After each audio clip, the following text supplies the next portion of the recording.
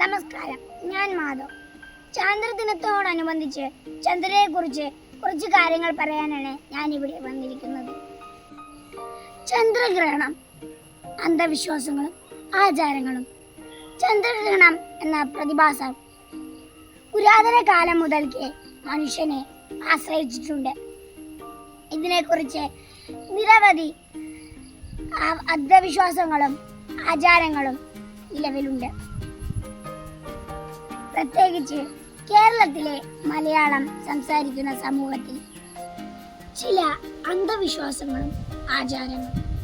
ഗർഭിണികൾ ഗ്രഹണം നേരിട്ട് കാണരുതെന്ന്, അത് കുഞ്ഞിനെ ദോഷം ചെയ്യുമെന്ന് വിശ്വസിക്കപ്പെടുന്നു.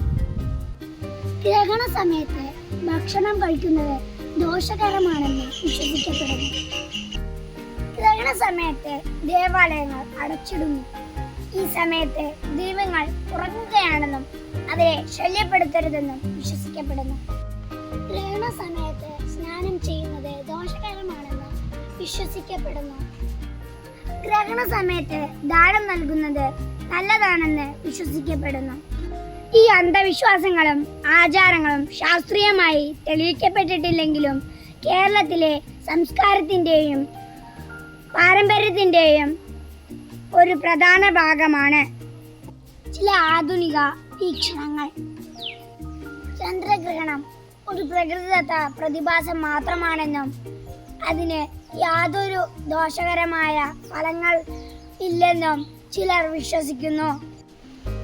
ഗ്രഹണ സമയത്തെ പ്രത്യേക ആചാരങ്ങൾ പിന്തുടരാതെ തൻ്റെ നിത്യജീവിതം തുടരാൻ ആളുകൾക്ക് സ്വാതന്ത്ര്യമുണ്ടെന്ന് മറ്റു ചിലർ വിശ്വസിക്കുന്നു. ഞാൻ ഈ പറഞ്ഞ കാര്യങ്ങൾ നിങ്ങൾക്ക് ഉപകാരപ്പെടുമെന്ന് വിശ്വസിച്ചുകൊണ്ട് നിർത്തുന്നു. നന്ദി, നമസ്കാരം.